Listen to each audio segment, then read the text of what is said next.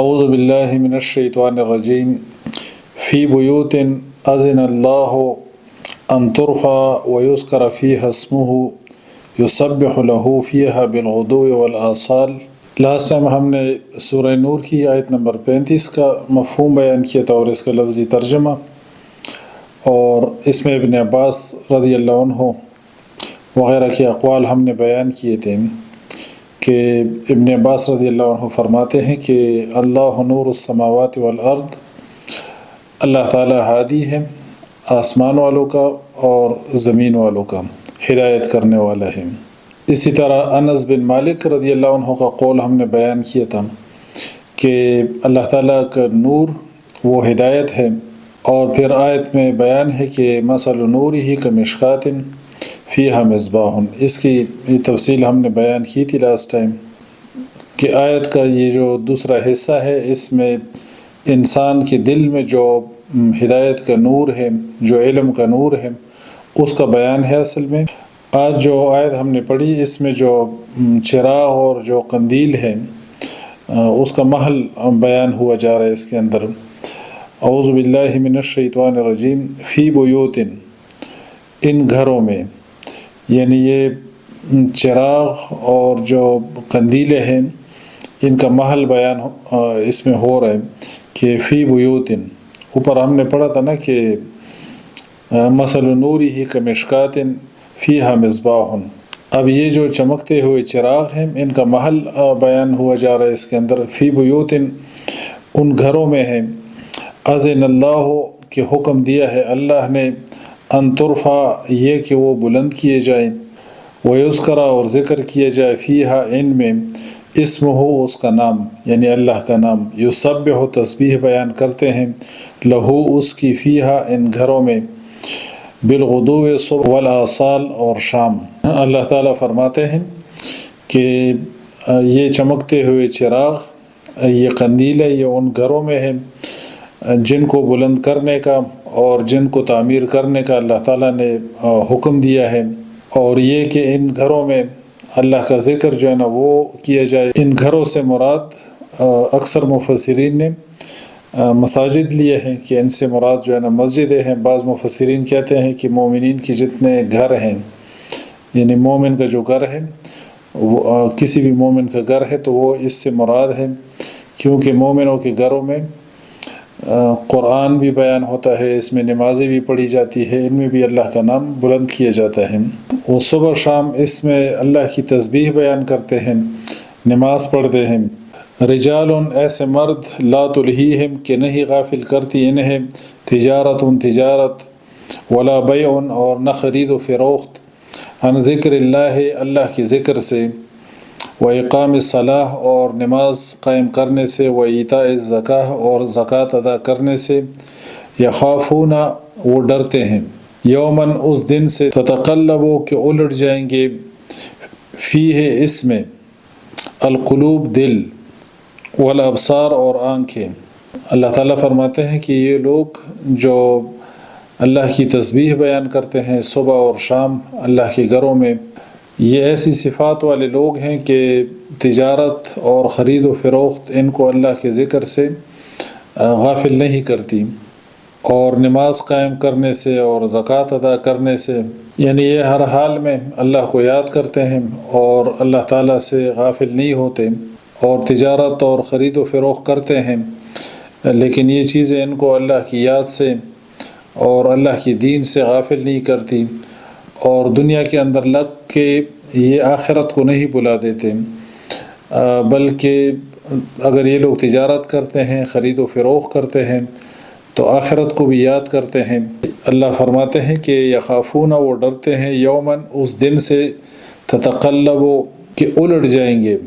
فیہ، اس میں، القلوب، دل، والابصار، اور آنکھیں،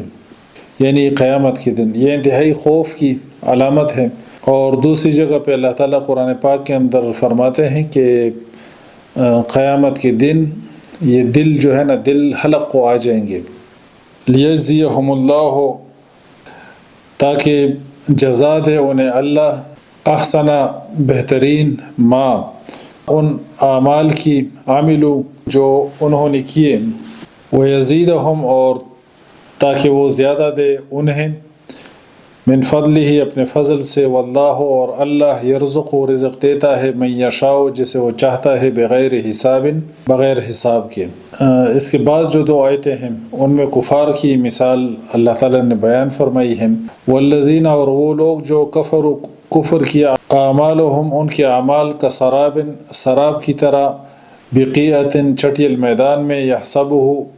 اس ریت کو گمان کرتا ہے الظمآن پیاسا ماء پانی حتیٰ یہاں تک کہ اذا جب جاءہ وہ آتا ہے اس کے پاس لم یجدہ تو نہیں پاتا اسے شیئا کچھ بھی ووجد اللہ اور وہ پاتا ہے اللہ کو عندہ اپنے پاس فوفاہ پھر وہ اللہ پورا چکا دیتا ہے اسے حسابہ اس کا حساب واللہ اور اللہ سریع الحساب بہت جلد حساب لینے والا ہے۔ اس آیت میں اللہ تعالیٰ نے کفار کے جو اعمال ہیں اس کی مثال بیان فرمائی ہے کہ کفار کے اعمال جو ہے نا یہ سراب کی طرح ہیں۔ سراب گرمی میں یعنی جو صحرائی علاقہ ہوتا ہے یا سڑک پہ جب آپ چل رہے ہوتے ہیں اور دور آپ دیکھتے ہیں سڑک پہ تو وہاں پہ آپ کو یوں لگتا ہے کہ گویا وہاں پہ پانی کا کوئی تالاب ہے۔ یہ شدید گرمی میں اس طرح لگتا ہے۔ جب آپ روڈ پہ دیکھتے ہیں یا کسی فٹ پاتھ پہ دور دیکھتے ہیں یا جو صحرائی علاقے ہوتے ہیں اس میں جب آپ دور دیکھتے ہیں زمین کی طرف تو ادھر آپ کو یوں لگتا ہے کہ پانی کا تالاب ہے۔ جب آپ اس کے پاس پہنچتے ہیں تو وہاں پہ پانی کوئی نہیں ہوتا۔ تو اس کی مثال جو ہے نا اللہ تعالیٰ نے، اور اس کو معراج کہتے ہیں۔ یہ بیسیکلی شدید گرمی کی وجہ سے جب زمین بہت زیادہ گرم ہوتی ہے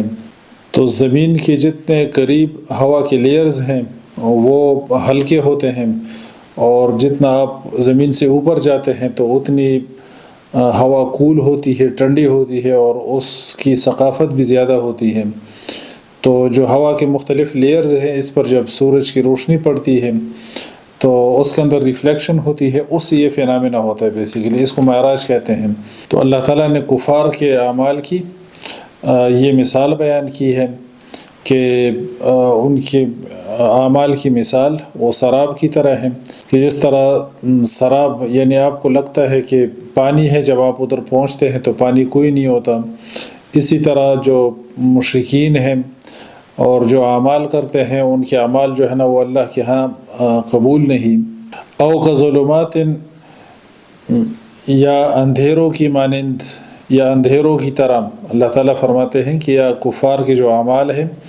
ان کی مثال اندھیروں کی طرح فی بحر لجی جو نہایت گہرے سمندر میں